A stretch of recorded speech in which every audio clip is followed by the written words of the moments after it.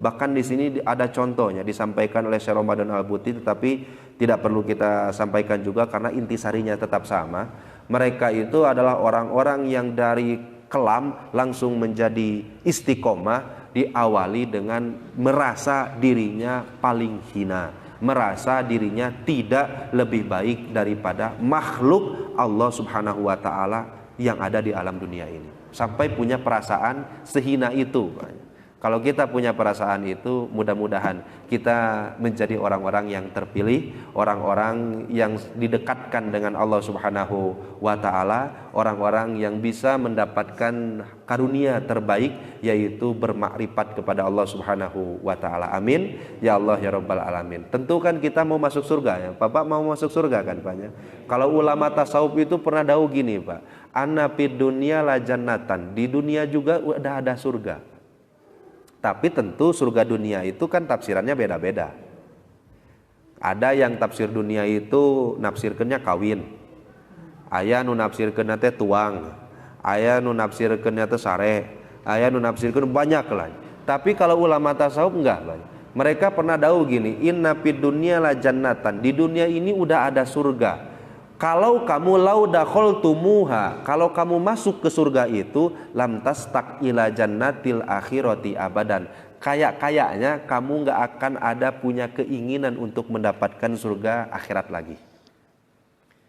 Di dunia ini udah ada surga yang kalau kita sudah masuk ke surga itu, kayak-kayaknya kita nanti nggak akan ada kerinduan, nggak akan ada keinginan untuk mendapatkan surga akhirat lagi. Apa itu? Yaitu perasaan bahagia, perasaan senang bisa mengenal Allah Subhanahu wa ta'ala. Siapa sih yang gak senang bisa mengenal Allah yang menciptakan kita? Tong boroning ke Allah. Nah, Bapak bisa dipertemukan dengan Rasul di mimpi, indah gak? Indah luar biasa. Bahkan mungkin kita bisa menangis sabadanya kalau Allah mengizinkan kita bisa melihat ketampanan Rasulullah, betapa indahnya akhlak Rasulullah, betapa luar biasa nur yang terpancar dari wajah Rasulullah, walaupun itu hanya di dalam mimpi. Tetapi bahagia Pak. Bahagia. Kalau Bapak ditanya, Pak mau uang 100 juta atau mau pendak Rasul di alam mimpi? Ya tentu pilihan kita 100 juta. Ya tentu memilih kebahagiaan yang gak akan ada ternilai dengan dunia, Pak. Yaitu bisa bertemu dengan Rasulullah Shallallahu Alaihi Wasallam. Tapi kan itu bukan pilihan, Pak. Itu tandanya bahwa kebahagiaan akhirat itu lebih berharga daripada kebahagiaan dunia. Sampai-sampai punten Pak. Kalau Bapak sekarang percaya bahwa di kubur itu ada nikmat, percaya ada siksa, kalau nanti sudah masuk ke alam kubur lebih percaya atau percaya anggar sakitu?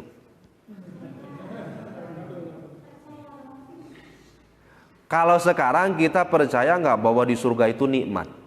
Percaya. Neraka itu sakit, iya. Kalau nanti kita pada suatu saat dimasukkan ke dalam surga, kepercayaan dan keyakinan kita bertambah atau tidak?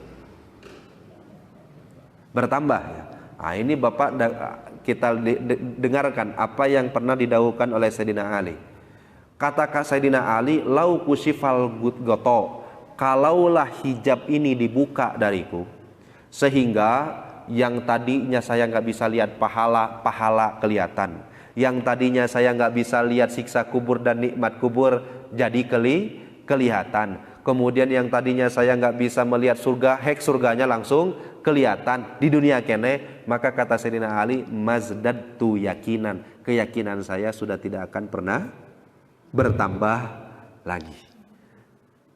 Segitulah banyak kehebatan orang-orang yang muqarrabin, berkeyakinan kepada Allah Subhanahu wa ta'ala. Ya kita sih kadang, kamu percaya nggak Allah bager? Nyaah, percaya. Iraha, nyalamun aya rezeki atuh.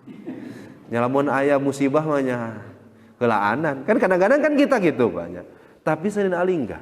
Sayyidina Ali itu surganya nanti dengan surganya yang sekarang itu sudah bisa dia rasakan, dan itu tidak akan pernah bisa menambahkan keyakinannya lagi walaupun sudah nanti dimasukkan ke dalam surga yang di akhirat. Kenapa? Karena punten Pak, kalau kita ambil persentasenya atau kita ambil talak ukurnya, Sayyidina Ali di dunia kene keyakinannya sudah full, sehingga bertambah tuh nggak akan bisa lagi. Kalau kita kan masih ya gitu-gitu teh Allah. Tapi ya mudah-mudahan kita bisa menjadi orang-orang yang terpilih. Amin ya Allah ya Rabbal alamin. Panginten ada pertanyaan dulu Pak ya. Mangga. Tapi cukup jelas ya Pak ya. Cukup jelas ya Pak ya.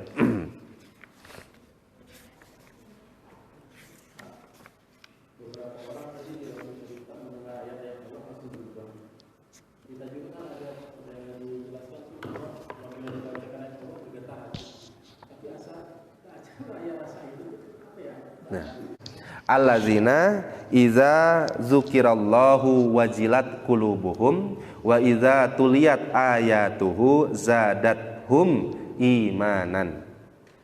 Itu kan kalau Bapak buka tafsirnya kan al-mu'minuna,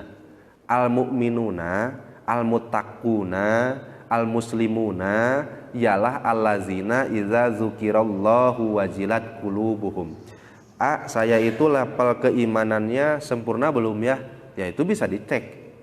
Cara ngeceknya gimana? Cara ngecek level keimanan sempurna itu adalah ketika dibacakan atau disebutkan lafaz Allah, maka wajilat qulubuhum, bergetar hatinya.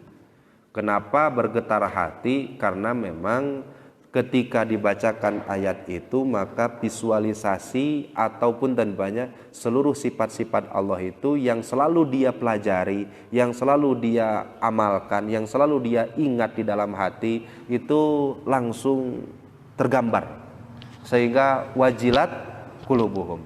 Karena kan persepsi kita kepada Allah ini beda-beda Pak. Ada yang punten Pak, kita melihat Allah itu dari sifat ar-Rahmannya, ada Pak? Ada ya.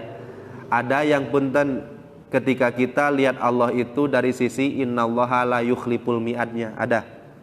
Maka ketika ada orang yang dibacakan atau mendengarkan Allah, Allah, Allah, bergetar hatinya. Kenapa? Karena ingat janji-janji Allah sehingga bahagialah dirinya. Ada yang sampai ke taraf itu Pak. Atau punten ketika seseorang bergetar hatinya ketika didengarkan lafaz Allah, karena dia mengingat betapa Allah Subhanahu wa taala enggak akan pernah ingkar janji. Ketika Allah sudah janjikan anu pasti akan terjadi, ketika Allah sudah janjikan ini pasti akan terjadi, ketika Allah ancam ini pasti akan terjadi. Ingat dengan ancaman Allah, maka bergetar hatinya, menangislah dia. Kira-kira ada yang seperti itu di sini Pak? Ya paling-paling takbiran karena mengingat aduh teu bisa pulang kampung.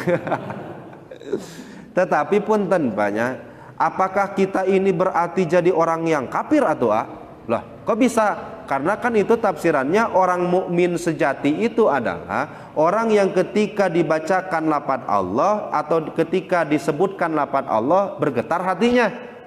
Orang kan Allah, Allah, Allah, nu tunduh beki tunduh Pak. Nu puyeng beki puyeng, nu lapar beki lapar dan lain-lain. Nu yang ngopinya beki hayang ngopi lah gitu nya. Jeung bangsana. Kira-kira ada efek enggak Pak ketika Bapak dengar Allah, Allah, Allah? Aya efek Pak? Ada. Asa kieu we urang geuninganan. Oh berarti enggak iman atuh. Oh enggak gitu memahami ayatnya. Walaupun memang orang yang beriman itu adalah orang yang ketika disebut lafaz Allah dia akan bergetar hati, ketika dibacakan ayat Al-Qur'an akan bertambah keimanan. Itu untuk siapa? Untuk orang-orang yang imannya sudah sempurna. Hari kita kan masih ya disebut iman Allah sifat wajib 20 tak apal. Teu disebut iman kepada Allah tetapi berkeyakinan punya Tuhan ialah Allah. Kan gitu banyak. Artinya kita ini ya memang beriman, tetapi iman kita ini tidak sempurna. Buktinya ketika baca ayat Al-Quran hare-hare wae, ketika mendengarkan lafaz Allah hare-hare wae, itu bukti bahwa iman kita belum sempurna. Tah bagaimana untuk bisa menyempurnakan keimanan ini? Wah itu nanti kita bahas tentu dengan memperbanyak berbuat ketaatan. taatan. Mana nanti ngaji kitab Syu'bul Iman lagi nya. Cabang iman tuh nepi ka 70 langkungna. 70 langkungna. Yang terakhir itu imatatul adza anit thoriq, yaitu apa? Kalau di jalan ada batu Bapak eserkeun, itu yang paling handap. Atau Bapak punten, Bapak dengan Bapak pingin ngetes, saya imannya lebih sempurna atau enggak daripada dia, atau lebih unggul mana nih keimanannya, itu tinggal dites. Kata Kanjeng Rasul, orang yang iman sempurna, orang yang lebih tinggi keimanannya itu idza laqiya, ketika bertemu pasti yabda'u bis salam, pasti yang paling pertama ngucapin salam. Nah itu teh lebih tinggi keimanannya. Ini hal-hal yang kecil-kecil aja dulu banyak yang bisa meningkatkan keimanan kita kepada Allah Subhanahu wa Ta'ala. Tapi jangan diartikan kalau Bapak nggak ada efek ketika dengar lapan Allah, oh berarti nggak iman. Kalau Bapak dibacakan ayat Al-Quran malah bekikakeun ka tunduh karena enakeun, ataupun jadi nggak enak karena memang yang bacanya palas dan lain-lain, malah nggak nambah keimanan, itu bukan berarti Bapak kafir, bukan berarti Bapak keluar iman, tetapi artinya kita punya iman, tetapi imannya belum sempurna. Saya bisa dipahami. Ada lagi Pak? Ingin tahu resep untuk tidak ujub, karena ujub itu kan ya. Gimana ya kita punya agar punya sikap ujub. Beberapa pekan yang lalu kita sudah bahas Pak, bahwa kita ini adalah makhluk yang kata Allah khuliqal insanu dha'ifa. Manusia itu diciptakan dengan keadaan yang lemah. Bapak lemah gak? Kenapa? Ya kadang-kadang lemah. Lemah itu maksudnya apa? Karena kita itu tidak pernah bisa lepas bergantung kepada Khalik, sehingga kita tuh lemah. Laras Pak? Nah, tidak pernah lepas bergantung kepada Allah ini dalam istilahnya disebut ibtikor, butuh kepada Allah Subhanahu wa Ta'ala. Selagi Bapak masih keneh disebut makhluk, maka sampai kapanpun Bapak masih punya sifat yang gak akan pernah hilang, yaitu ibtikor. Ibtikor itu butuh kepada Allah Subhanahu wa Ta'ala. Sehingga ketika kita sadari kita ini adalah makhluk yang butuh kepada Allah, Bapak punten, ada orang miskin butuh ke Allah, butuh agar apa? Diberi kesabaran dan dirubah nasibnya dari nggak ada jadi ada. Butuh Pak? Butuh. Bapak yang sudah ada tetap butuh nggak kepada Allah? Tetap butuh. Kenapa? Karena kita angger minta ke Allah supaya nikmat yang kita rasakan sekarang untuk tidak dicabut oleh Allah Subhanahu wa Ta'ala. Sehingga kalau kita sadari betul bahwa kita ini tidak bisa lepas bergantung kepada Allah, apalagi yang bisa kita sombongkan. Bapak sekarang bisa sehat, sehatnya manual otomatis.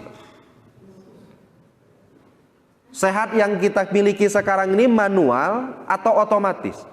Pemberian murni atau diusahakan? Pemberian murni dari Allah. Kemudian Bapak yang pemberian dan titipan itu mau dibanggakan.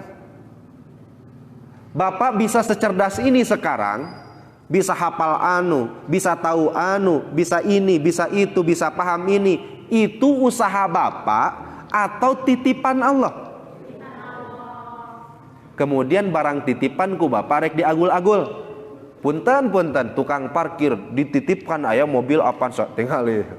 Mobil anyar keneh keluar di dealer, ya berbangga bersombong diri karena titipan, kira-kira pantas tuh?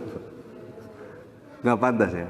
Kalau kita sadari betul bahwa kita ini mau ada mau tidak ada, mau kaya mau miskin, mau bodoh mau pinter, kita tetap bergantung dan butuh kepada Allah, ya terus mau ujub gimana Pak? Bapak sekarang bolehlah punya jabatan tinggi. Jabatan tinggi itu hasil usaha sorangan gitu? Enggak.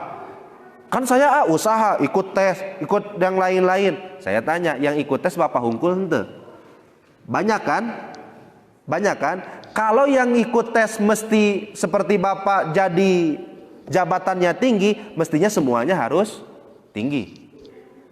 Oh kan saya udah ikut tes teh, kemudian ikut lagi ini, kan semua juga mengikuti prosedur yang sama. Tetapi yang jadi malah Bapak, itu bukti bahwa bukan usaha sendiri. Kita olahraga, tujuannya untuk menjaga kesehatan. Apakah yang olahraga murni bisa sehat semuanya, Pak? Keur main bola pupus biasa. Orang olahraga laras, Pak. Artinya sehat itu usaha Bapak atau murni pemberian dan titipan Allah. Berarti kita tuh memang benar-benar makhluk yang butuh kepada Allah Subhanahu wa taala. Kalau sudah sadari kita bahwa kita adalah makhluk butuh kepada Allah, ya sudah, tinggal merasa hina, merasa tidak punya apa-apa. Kita kan miskin, Allah yang kaya. Kita kan butuh, Allah yang menyukupkan kita. Makanya kita punya sifat ibtikor, Allah punya sifat goniyun anil alamin. Ciptakan seluruh alam, tapi nggak ada satupun makhluk yang bisa Allah ambil manfaat atau Allah butuh kepadanya. Nggak ada satupun makhluk yang Allah butuh. Bapak punten, seluruh makhluk yang di alam dunia ini mau dosa semuanya, rugi ke Allah. Rugi ke Allah, Pak. Kata Allah dalam hadis qudsi dalam kitab Nashihul Ibad, itu tidak akan bisa menambah kerajaanku pada saat ini, mengurangi kerajaanku, kata Allah. Semuanya dosa, mual ngurangi sedikit pun kerajaanku. Semuanya jadi ibadah, bakal manfaat ke Allah, Pak? Enggak. Sehingga yang benar-benar butuh itu adalah kita. Nah, jadi resep untuk bisa jangan punya sikap ujub, takabur, harus sadari betul kita ini makhluk yang lemah. Kenapa lemah? Karena kita ibtikor, selalu butuh kepada Allah Subhanahu wa taala. Sampai sini bisa dibahas. Terakhir ya Pak ya, punten ya.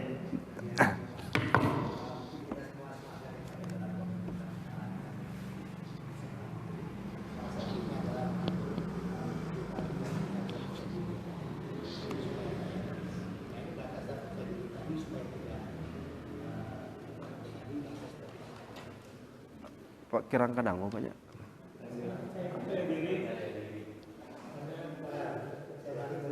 Boleh Pak, tapi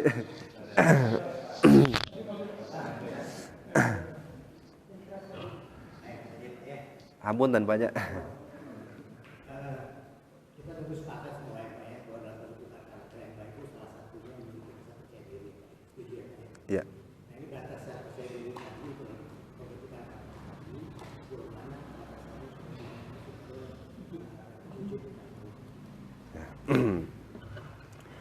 Ada orang salah satu sikap yang harus kita miliki itu adalah percaya diri.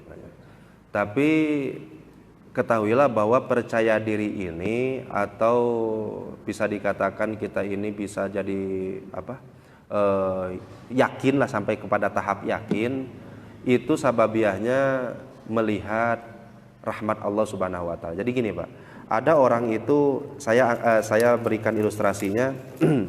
Ada yang yakin ataupun percaya diri dia nanti di akhirat itu akan mendapatkan nikmat Allah. Ada ya Pak ya? Ada, oh kamu nanti di akhirat surga atau neraka? Saya pede, saya akan masuk surga. Kenapa bisa pede seperti itu?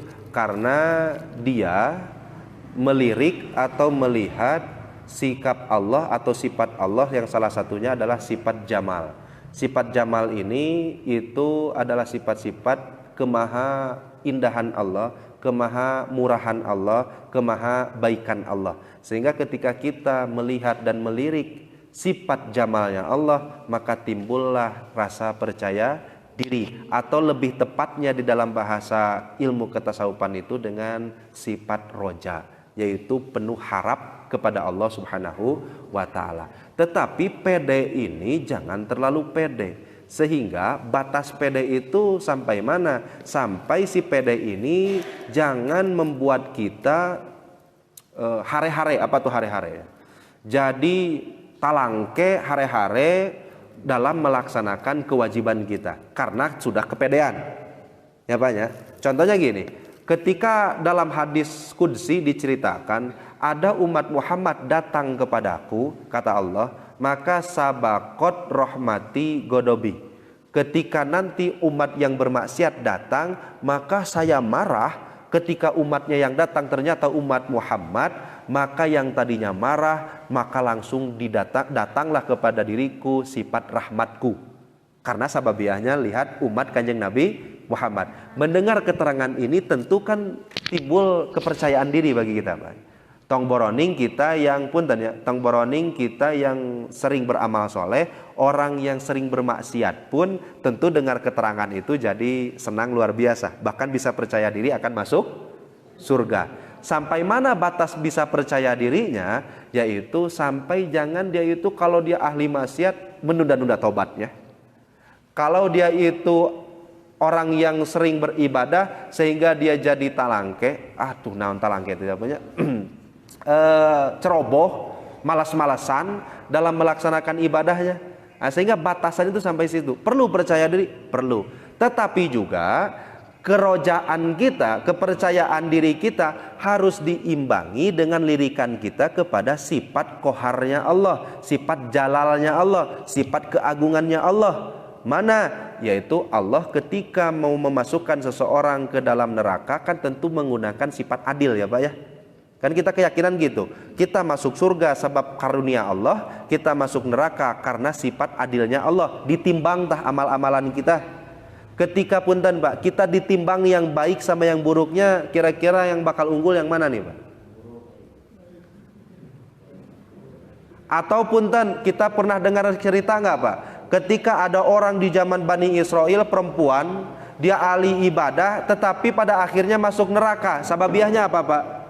Sababiahnya ngerem ucing sampai nggak dikasih makan, dugika meninggalnya. Ada apanya? Ada ya. Sehingga kalau lihat hal tersebut, apa yang datang ke hati kita Pak? Ini yang satu kali berbuat maksiat saja neraka bagiannya. Kalau saya maksiatnya nggak sabar ya, kuramo wae geus teka hitung kan orang teh banyak. Saking kususahna, saking kubanyaknya kemaksiatan yang kita lakukan. Sehingga kalau kita terus melihat sifat jalalnya Allah, efek yang terasa di dalam hati itu takut kepada Allah ya Pak ya.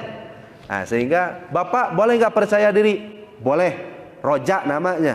Tetapi selalu imbangi kepercayaan diri itu dengan melirik sifat jalalnya Allah. Sehingga takut juga kita kepada Allah subhanahu wa ta'ala.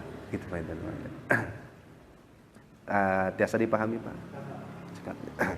Apa nginten sakitu wae banyak. Mudah-mudahan sing ada manfaatnya dan mudah-mudahan kita juga bisa menjadi hamba yang bisa menyeimbangkan antara roja dan khauf kita kepada Allah. Di sisi lain kita tetap harus percaya diri, harus berharap penuh kepada Allah kita selamat di akhirat. Tapi di sisi lain kita pun tetap harus menjaga diri, karena tak sedikit banyak kisah contoh yang orang ahli ibadah tetapi akhirnya masuk neraka karena sababiah dia melakukan satu kemaksiatan yang di dalamnya ada murka Allah subhanahu wa ta'ala. Semoga kita menjadi orang-orang yang selamat, semoga kita menjadi orang-orang yang ahli surga, amin ya Allah ya rabbal alamin. Allahumma sholli ala sayyidina wa habibina wa syafi'ina wa maulana Muhammad wa salim radhiyallahu tabaraka wa ta'ala an kulli sadatina ashabi rasulillahi ajma'in, amin ya Allah ya rabbal alamin. Hamdan syakirin, hamdan naimin, hamdan yuafi ni'amahu wa yukafiu mazidah. Ya Rabbana lakal hamdu kama yanbaghi li jalali wajhikal karimi wa azimi sultanik. Allahumma sholli ala sayyidina Muhammad salatan tunjina biha min jami'il ahwali wal afat wa taqdilana biha jami'al hajat wa tutahhiruna biha min jami'is sayiat wa tarfa'una biha indaka a'lad darajat wa tuballighuna biha aqsal ghayati min jamil khairati fil hayati wa ba'dal mamat. Allahumma ahsin aqibatana fil umuri kulliha wa ajirna min khizyid dunya wa azabil akhirah. Allahumma rzuqna husnal khatimah wa na'udzubika min su'il khatimah. Inna nas'aluka fikhan fid din wa ziyadatan fil ilmi wa kifayatan fir rizqi qalbi wa afiatan wa sihatan fil badani wa taubatan qoblal maut wa rahmatan indal maut wa maghfiratan ba'dal maut wa ladzatan nadri ila wajhikal karim ya arhamar rahimin wa ya khairal mas'ulin. Allahumma rzuqna fahman nabiyyin wa hifdzal mursalin wa ilhamal malaikatil muqarrabin. Allahumma inna na'udzubika min azabil qabri wa min azabin nari jahannam wa min fitnatil mahya wal mamat wa min fitnatil masihid dajjal. Allahumma ja'alna muqima sholati wa min zurriyatina rabbana atina fid dunya hasanah wa fil akhirati hasanah wa qina azabannar. Allahumma ighfir lil muslimina wal muslimat wal mu'minina wal mu'minat al ahya'i minhum wal amwat. Allahumma ighfir lana wa li walidina warhamhum kama rabbawna shighara. Wa sallallahu ala sayyidina Muhammadin wa ala alihi wa sahbihi ajma'in. Subhana rabbika rabbil izzati amma yasifun wa salamun alal mursalin walhamdulillahi rabbil alamin. Nas'alukal ijabah bisiri suratil Fatihah. A'udzu billahi minasyaitonir rajim. Bismillahirrahmanirrahim. Alhamdulillahi rabbil alamin arrahmanir rahim maliki yaumiddin. Iyyaka na'budu wa iyyaka nasta'in. Ihdinas siratal mustaqim. Siratal ladzina an'amta 'alaihim ghairil maghdubi 'alaihim waladdallin. Rabbikfirli walidayya wal afu minkum. Wassalamualaikum warahmatullahi wabarakatuh.